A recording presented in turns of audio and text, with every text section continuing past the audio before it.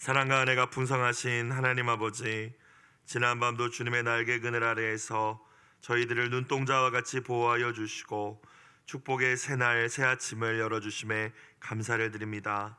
하루의 첫 시간을 구별하여 주님 앞에 나온 심령마다 은혜의 말씀과 성령의 위로로 채워주시고 간절히 구하는 기도의 제목들마다 아름답게 응답하여 주시옵소서.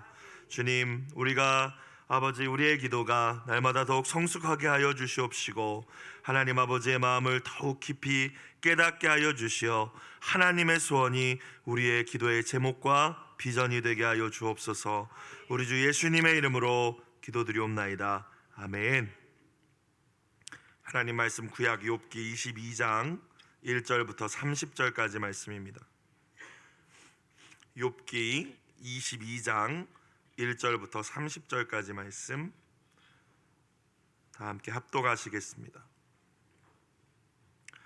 대만 사람 엘리바스가 대답하여 이르되 사람이 어찌 하나님께 유익하게 하겠느냐? 지혜로운 자도 자기에게 유익할 따름이니라. 내가 의로운들 전능자에게 무슨 기쁨이 있겠으며 내 행위가 온전한들 그에게 무슨 이익이 되겠느냐?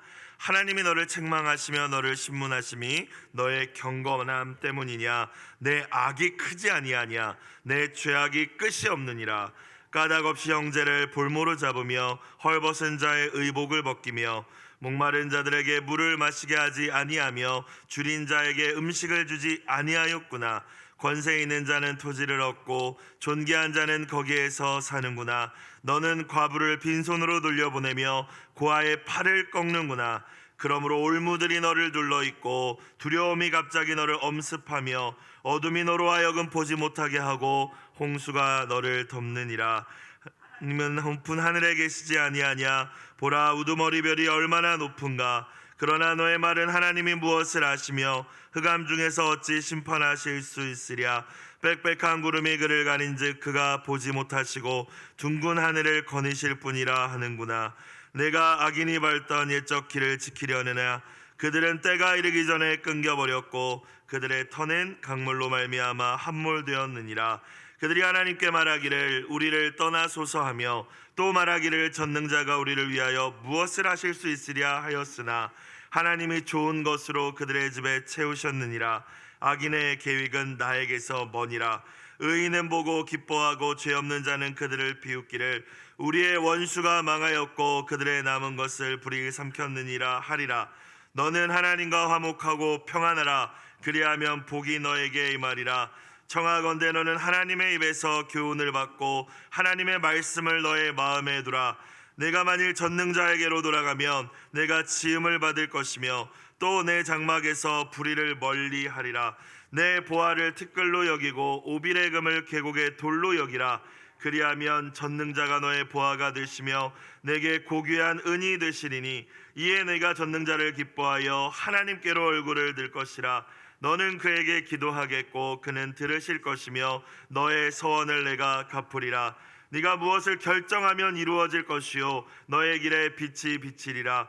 사람들이 너를 낮추거든 너는 교만했노라고 말하라. 하나님은 겸손한 자를 구원하시리라. 죄 없는 자가 아니라도 건지시리니 내 손이 깨끗함으로 말미암아 건지심을 받으리라. 아멘.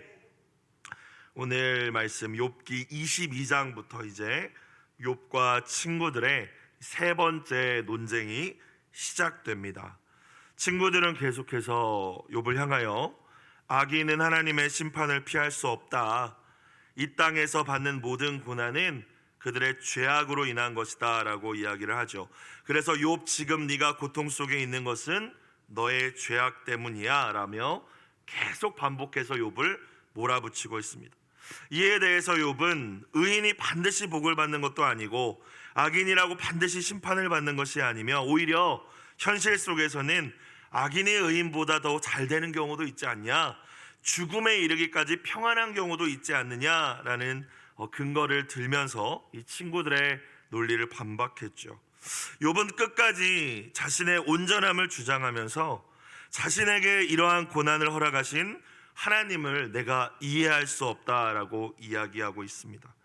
하나님께서 과연 이 땅의 부조리함에 관심이 있으신지도 계속 욥은 의문을 제기하고 있어요. 하나님의 섭리를 깨닫지 못한 채 욥도 하나님을 오해하고 있는 것입니다. 지금 욥에게 하나님은 공의롭지도 않으시고 부조리한 현실을 그저 나 몰라라 내버려 두시는 분, 의인에게도 이해할 수 없는 고통과 고난을 주셔서 그저 지켜보시는 폭군과도 같은 분, 지금 욥은 그렇게 하나님을 오해하고 있는 상황이죠. 자, 이제 욥의 반론을 듣고 난 후에 다시 친구들 가운데 가장 연장자였던 엘리바스가 욥을 향하여 입을 열어 이야기합니다. 그것이 오늘 22장 말씀입니다. 1절부터 3절까지를 다시 보겠습니다. 대만 사람 엘리바스가 대답하여 이르되 사람이 어찌 하나님께 유익하게 하겠느냐? 지혜로운 자도 자기에게 유익할 따름이니라. 네가 의로운들 전능자에게 무슨 기쁨이 있겠으며 내 행위가 온전한들 그에게 무슨 이익이 되겠느냐. 지금 욥을 향하여 이야기하는 것이죠. 엘리바스의 말처럼 피조물인 인간의 어떠한 행위도 하나님께 유익이 될 수는 없습니다. 그렇죠? 하나님은 뭐가 필요하신 분이 아니시잖아요. 우리가 하나님을 섬기고 우리가 헌신하고 사역을 한다 한들 하나님께 유익이 되는 것은 아니죠. 하지만 엘리바스가 놓치고 있는 부분이 있습니다. 하나님께서는 저와 여러분을 존재 자체로 기뻐하시고 항상 저와 여러분에게 관심과 사랑을 주시기 원하시는 사랑의 하나님이심을 믿으시길 주의 이름으로 축복합니다. 그래서 유익은 드리지 못하지만 우리가 의롭게 살아갈 때, 하나님 뜻대로 살아갈 때, 마치 자녀가 아버지의 말씀에 순종하며 아버지의 뜻대로 살아갈 때 그 아버지가 기뻐하는 것처럼 유익이 되어서 좋아하는 게 아니잖아요. 그 존재 자체로, 그리고 그가 아버지의 뜻을 따를 때 기뻐하는 것처럼 하나님께서도 하나님의 뜻을 행할 때에 하나님을 경외하는 지혜를 가지고 우리가 살아갈 때 우리를 기뻐하시는 분이심을 믿으실 수 있기를 주님의 이름으로 축복합니다. 욥기 1, 2장에 나타나잖아요. 욥이 하나님을 얼마나 경외하는지 사탄에게도 하나님이 자랑하시지 않았습니까? 실용적인 측면에서 볼 때는 하나님 앞에 우리의 어떤 것도 사실 필요 없죠. 우리는 사역한다고 하고 헌신한다고 하지만 하나님을 오히려 하나님의 일하심을 방해할 때가 더 많을지도 모르겠습니다. 하지만 하나님과 우리의 관계가 단순히 신과 피조물, 우리를 고용한 고용주와 고용된 그런 관계를 넘어서서 아버지와 자녀의 사랑의 관계라는 사실을 저와 여러분은 잊지 말아야 할 줄로 믿습니다. 창세전에 우리를 예정하셨고 우리를 구원하시기 위해 그 아들 예수님을 보내주시기까지 우리를 사랑하시고 우리에게 큰 관심이 있으신 분, 그분이 우리의 아버지가 되는 줄로 믿습니다. 그래서 우리가 하나님의 내가 유익이 되겠다, 이게 우리의 삶의 목적이 아니라 내가 하나님의 부족하지만 내 어떤 것들로 하나님의 유익이 될 수는 없지만 아버지의 기쁨이 되기 위하여 내가 살아가겠다, 그것이 저와 여러분의 인생의 목적이 되시길 주의 이름으로 축원합니다. 그러니까 엘리바스가 욥을 뭐라고 책망하고 있지만 이 사람도 다 아는 게 아니라는 거예요. 그렇죠? 사람이 의로운들 하나님이 뭘 기뻐하시겠느냐 이렇게 말하고 있지 않습니까? 잘 모르는 거죠. 우리가 하나님 앞에 의로울 수는 없지만 말씀대로 살려고 몸부림치는 그 모습을 보시면서 하나님은 기뻐하신다는 사실을 다시 한번 기억하실 수 있기를 주님의 이름으로 축복합니다. 자, 4절 계속 엘리바스가 뭐라고 하나요?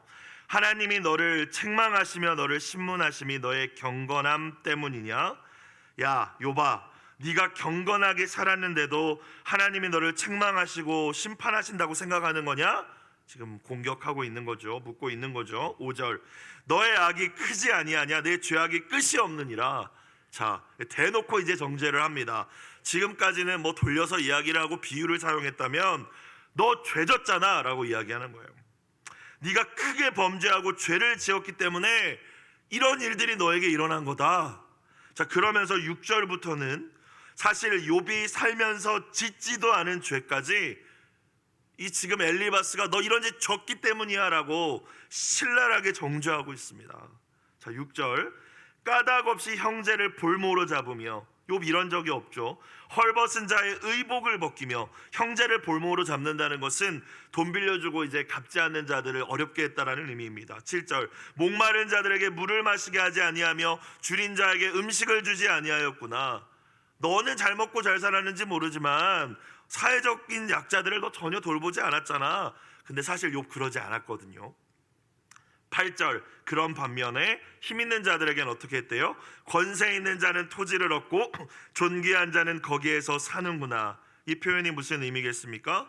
너가 목마르고 줄인 자들은 나 몰라라 하면서 권세 있는 자들에게는 그들에게 땅도 주고 또 그들을 돌보고 그들의 필요한 걸 주었구나, 이런 의미거든요. 그러니까 욥이 막 뇌물도 주고 막 힘 있는 자들에게 달라붙고 짓지 않은 죄를 지었다라고 계속해서 이야기를 하는 거예요. 9절 너는 과부를 빈손으로 돌려보내며 고아의 팔을 꺾는구나. 팔을 꺾는다, 학대하고 착취했구나. 고아와 과부는 대표적인 사회적 약자이지 않습니까?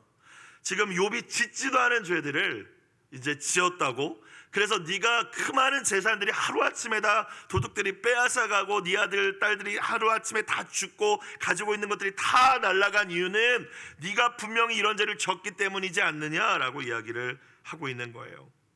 사실 4절부터 9절까지 이 말씀이 엘리바스가 욥을 비판하고 근거도 없이 비판하고 정죄하기 위하여서 죄악들을 열거한 것이지만, 이 말씀들을 읽는 저와 여러분은 혹여나 이런 죄악의 모습들이 내 안에 있지는 않은지, 우리의 삶 속에 있지는 않은지 돌아볼 수 있는 지혜가 있기를 주님의 이름으로 축복합니다. 여러분, 그런데 지금 엘리바스가 열거하고 있는 죄악들이 약간 공통점이 있지 않습니까? 무엇이죠? 사회적인 약자들과의 관계에 있어서의 죄라는 거예요. 조금 더 깊이 들여다보면 물질을 가지고, 하나님이 너에게 축복으로 주신 물질을 가지고 너가 어떠한 태도를 가지고 사회적인 약자를 어떻게 돌보고, 지난 주일의 말씀을 생각해 보면 얼마나 하늘에 보물을 쌓아두며 살았느냐, 이거에 대한 이야기지 않습니까? 이 땅에 쌓아두고 있느냐, 하늘에 쌓아두고 있느냐.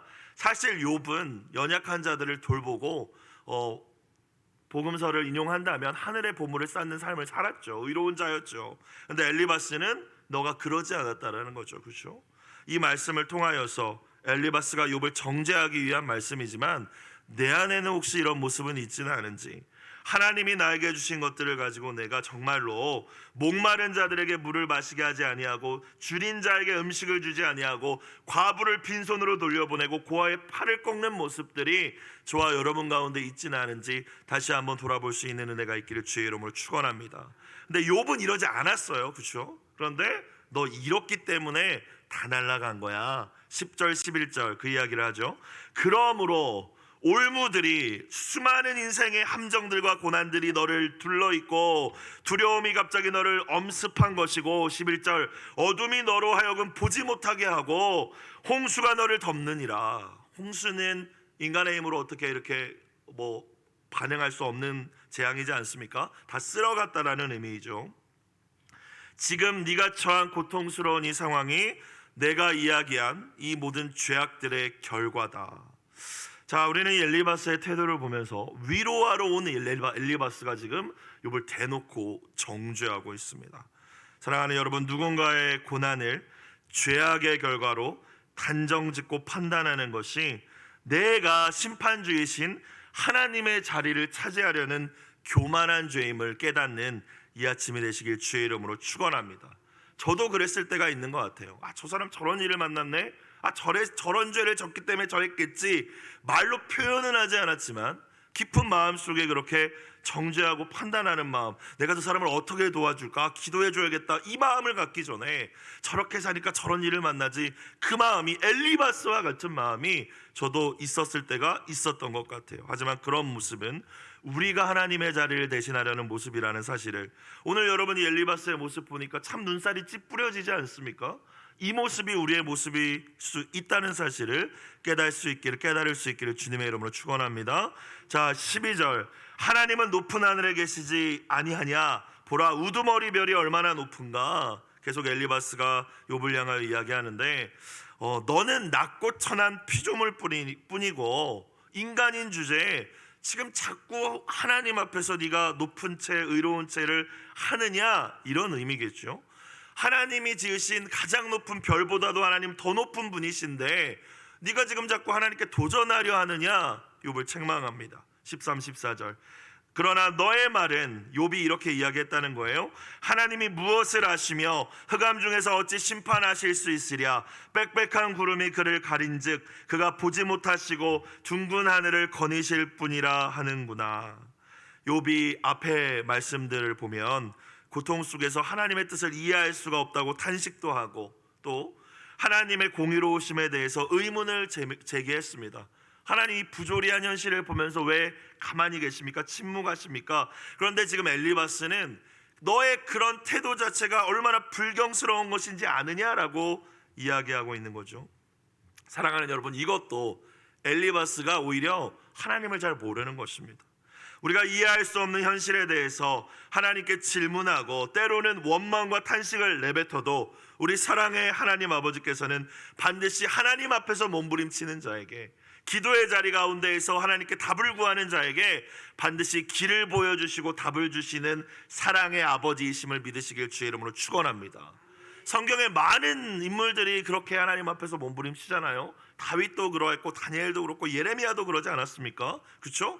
근데 엘리바스는 아마 본인이 그런 경험이 없어서 그런지 모르겠지만 자기가 아는 하나님, 지식으로만 알고 있는 하나님을 가지고 지금 욥에게 너 그러는 거 신성모독이야, 하나님 얼마나 높은 분인데 지금 하나님 앞에 따져 묻는 거야 라고 이야기하는 것이죠. 여러분, 하나님이 우리에게 원하시는 것은 맹목적으로 벌벌 떨면서 두려워서 어쩔 줄 몰라 하는 것이 아니라 언제나 사랑의 관계라는 사실을 기억하실 수 있길 주의 이름으로 축원합니다. 의문이 들 때는 물을 수도 있고 너무 힘들 때는 탄식할 수도 있는 것이죠. 하나님은 우리가 그것을 하나님 앞에 가지고 나오기를 원하시는 것이지 우리가 하나님께 등을 돌리고 우리의 멋대로 살기 원하시는 게 아니라는 것입니다. 또 괜찮은 척하기를 하면서 살기를 원하지도 않으신다는 거예요. 힘들면 힘들다고, 아프면 아프다고, 외로우면 외롭다고 말하라, 그 책의 제목이 있다는데 사람이 아니라 먼저 하나님께 나아가 그렇게 토로할 수 있는 것이 믿음임을 기억하실 수 있길 주의 이름으로 축복합니다. 그것은 신성모독이 아니라는 거예요. 지금 엘리바스는 잘못 알고 있죠. 자, 그러면서 15절 욥을 향하여서 이렇게 이야기합니다. 네가 악인이 밟던 옛적 길을 지키려느냐? 너 과거 악인들이 갔던 지금 그 길로 네도 가고 있어. 이렇게까지 이야기를 합니다. 너가 지금 당하는 고난도 다 네 죄 때문인데 너 과거에 다 멸망하고 다 이렇게 하나님께 심판받았던 그 악인들처럼 네가 지금 행하고 있는 거 알아? 얘기하면서 그 악인들이 어떠한 모습이었는지 16절 이하에 나오죠.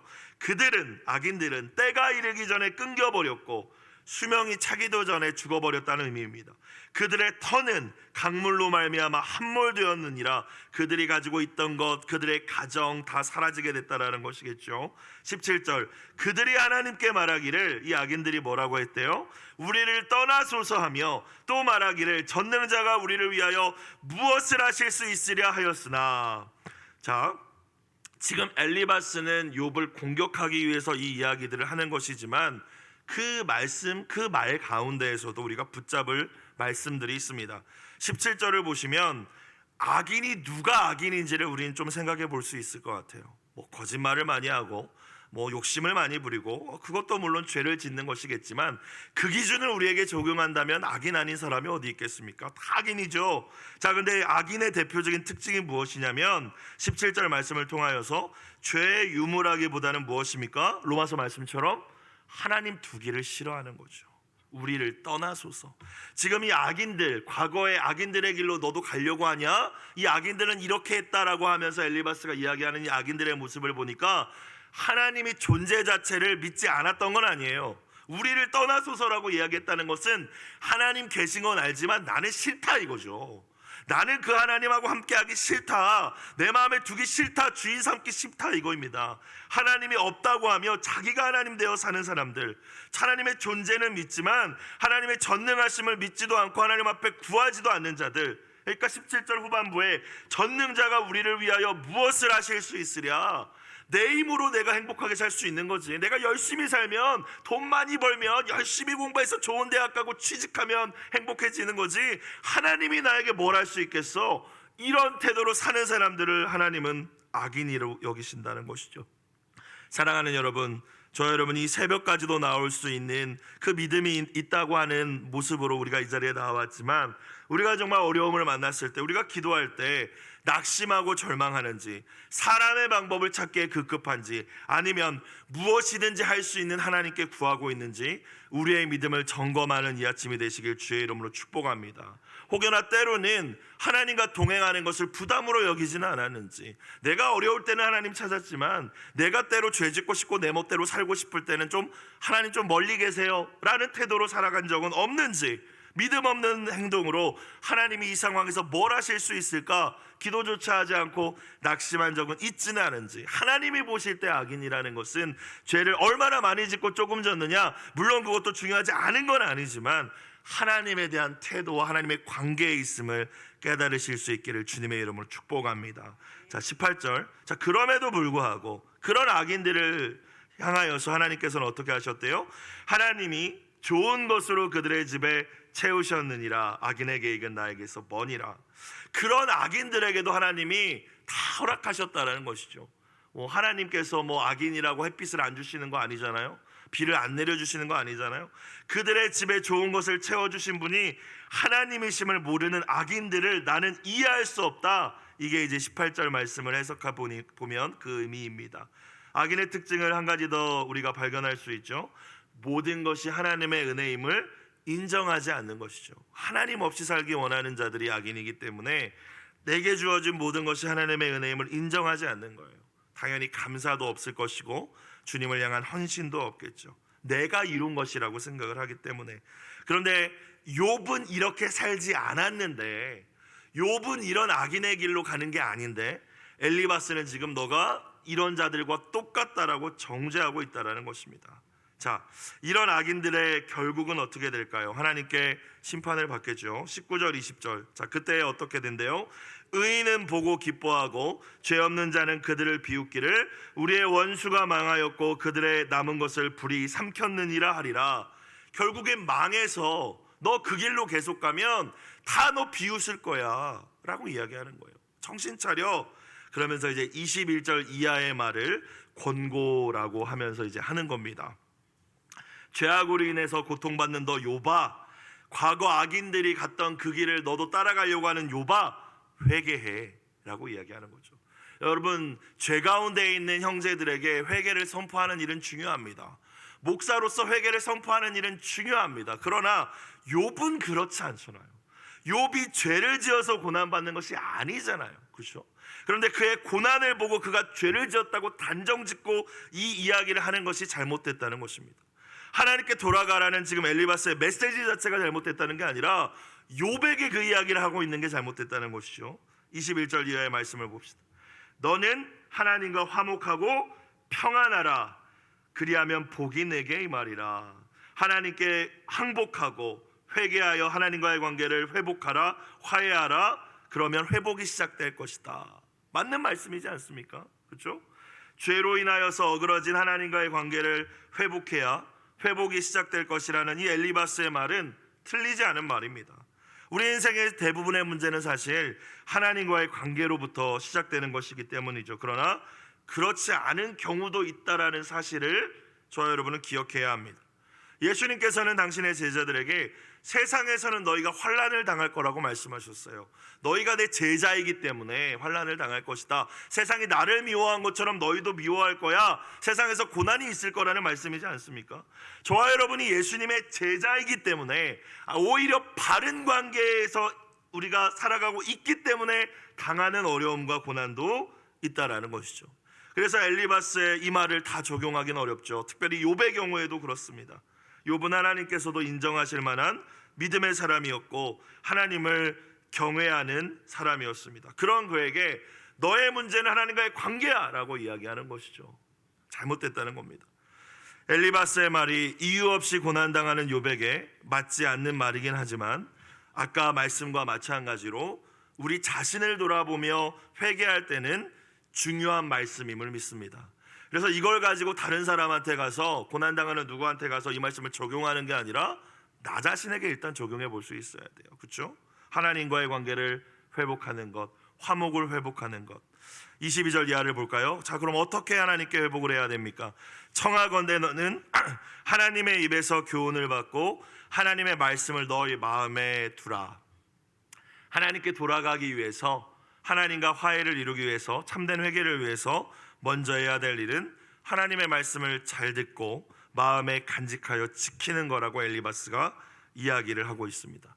지난주일 말씀을 여러분 얼마나 마음에 간직하고 계십니까?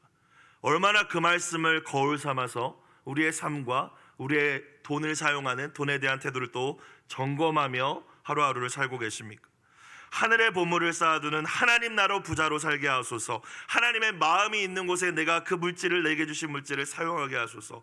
우리가 정말 하나님 앞에 온전한 자로 서기 원한다면, 하나님과의 화목을 이루고 더 친밀한 온전한 관계를 원한다면 주신 말씀을 그렇게 간직하고 결단하며 살아가는 은혜가 있어야 할 줄로 믿습니다. 그렇게 살아가실 수 있는, 말씀을 간직하실 수 있는 저와 여러분이 되시기를 축복합니다. 자, 23절, 네가 만일 전능자에게로 돌아간다면 내가 지음을 받을 것이며, 지음을 받는다, 회복이 시작될 것이다 라는 의미입니다. 그런데 엘리바스가 뭐라고 얘기해요? 네가 만일 전능자에게, 하나님께 돌아가면, 회개한다면 이라고 이야기하죠. 만일이라는 단어를 썼어요. 여러분, 회개는 선택이라는 것입니다.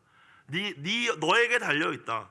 할 수도 있고 하지 않을 수도 있죠. 물론 그 결과는 완전히 다르지만, 그래서 네가 회개를 선택한다면 네가 회복될 것이야 라고 이야기를 하는 거예요. 말씀 앞에서의 결단과 헌신, 그거는 내가 해야 될 일이라는 것이죠. 23절 후반부, 또 너의 장막에서 불의를 멀리하리라. 하나님 앞에 네가 돌아갔을 때, 또 너의 그 죄악들을 하나님의 말씀 앞에서 비추어 주셨을 때에 깨닫고 이제 그 불의함들을, 기뻐하시지 않는 것들을 버리게 될 것이다. 24절, 너의 보화를 티끌로 여기고 오빌의 금을 계곡의 돌로 여기라. 자, 물질에 대한 말씀들이 자꾸 등장을 하죠. 하나님과 물질을 겸하여 섬기려고 하면서 네가 살았지, 네가 너도 모르는 사이에 돈을 하나님처럼 여겼지, 물질에 대한 탐심을 버리라는 말씀이죠. 오빌의 금이라는 건 금 중에 최상급 금입니다. 그걸 돌처럼 여기라는 말은 뭐 실제로 돌처럼 여기라는 의미가 아니라 너 그거 의지하며 살았잖아. 욥은 그러지 않았지만, 엘리바스가 지금 욥을 향하여 정죄하는 것이지만 우리 모습을 돌아봐야 된다는 겁니다. 보화를 하나님처럼 여기고 오빌의 금을, 물질을 하나님처럼 여기진 않았는지, 그런 모습이 있다면 하나님의 주인 되심을 인정하고 그 모든 것들을 티끌로 여기라는 것이죠. 자, 그러면 어떻게 된대요? 25절, 그리하면 전능자가 너의 보화가 되시며 너에게 고귀한 은이 되시리니 이에 네가 전능자를 기뻐하여 하나님께로 얼굴을 들 것이라. 비로소 하나님만으로 네가 기뻐할 수 있게 될 것이고 하나님을 진정으로 의지하는 믿음이 회복될 것이다. 27절, 너는 그에게 기도하겠고 그는 들으실 것이며 너의 서원을 너에게 갚으리라. 네가 갚으리라. 네가 무엇을 결정하면 이루어질 것이요 너의 길에 빛이 비치리라. 자, 회개한 심령은, 하나님께로 돌아간 심령은 자기 욕심대로 무엇을 구하거나 결정하지 않겠죠. 28절 말씀을 오해하지 마셔야 되는 게, 그냥 그럼 뭐 다 결정하면 되냐, 그런 말씀이 아니죠. 그렇죠? 예수님께서 복음서에서도 너희가 내 안에, 내 말이 너희 안에 거할 때 무엇이든지 원하는 대로 구하면 그리하면 이루리라 말씀하셨어요. 하나님과 마음이 통한 상태에서, 우리가 우리의 마음에 하나님의 뜻이 내 소원이 된 상태에서 구할 때 그 기도를 하나님 응답하시고 그 결정 가운데 축복해 주심을 믿으시길 주의 이름으로 축원합니다. 회개한 자에게 그런 은혜가 있다라는 거죠. 내 멋대로 하나님 떠나서 살 때 내가 결정한 거 하나님께서 복 주실 수 없지만, 네가 진심으로 회개하고 하나님께 돌아가고 하나님의 마음을 알고 하나님께 너의 서원을 갚고 하나님만으로 만족하게 됐을 때 네가 하는 결정 하나님 도와주실 거야. 그 결정 가운데 형통하게 될 거야 라는 말씀이라는 겁니다. 맞는 이야기죠. 근데 욥에게 필요한 말씀은 아니라는 거예요. 29, 30절, 사람들이 너를 낮추거든 너는 교만했노라 말하라. 하나님은 겸손한 자를 구원하시리라. 죄 없는 자가 아니라도, 너가 죄가 있었을지라도 건지시리니 너의 손이 깨끗함으로 말미암아 네가 회개를 함으로 말미암아 건지심을, 구원함을 받을 것이라. 좋은 조언 같지만, 그렇죠? 우리 자신에게 이렇게 적용하고 우리 자신을 비추어 보는 말씀으로는 맞는 말씀이지만 욥에게는 맞는 말씀이 아니라는 것입니다. 엘리바스는 욥이 그 교만을 회개하고 돌이키면 하나님께서 그를 회복하시고 너의 기도도 다 들어주실 것이다 라고 단언하고 있습니다. 그런데 사실 오늘 말씀을 통해서 교만한 사람은 욥이 아니라 엘리바스라는 것을 저와 여러분이 깨달을 수 있어야 합니다. 하나님의 대변자인 것처럼 행동하고 있지만 이 사람도 하나님 잘 모르잖아요. 그렇죠? 하나님 뜻도 모르고 친구 욥의 고통도 이해하지 못하고 있기 때문에, 그래서 오늘 매일 성경 제목이 엘리바스의 잔인한 조언입니다. 조언은 조언인데 잔인한 조언이라는 것이죠. 함부로 우리가 하나님의 뜻을 운운하며 잔인한 조언을 내뱉는 이 엘리바스와 같은 어리석음을 범하지 않으실 수 있기를 주님의 이름으로 축복합니다. 그럼에도 오늘 말씀을 통하여 주신 이 말씀의 한 구절 한 구절은 우리의 자신의 삶에 돌아보면서 회개할 것들이 있다면 이 아침 주님 앞에 겸손히 회개하는 또한 은혜가 있기를 주의 이름으로 축복합니다. 기도드리겠습니다. 사랑과 은혜가 풍성하신 하나님 아버지, 욥의 친구 엘리바스와 같이 고난받는 이들을 바라보면서 함부로 그들의 잘못과 죄악을 추측하고 섣불리 판단하며 비난했던 적들이 있었다면 그것이 얼마나 큰 죄이며 교만함인지를 깨닫게 하여 주시고 회개케 하여 주옵소서.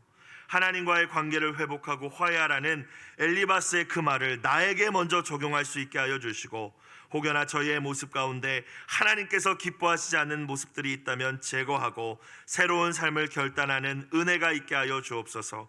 세상에서 만나는 모든 고난들을 통하여서 저희가 하나님을 더 깊이 알아가게 하여 주시옵소서.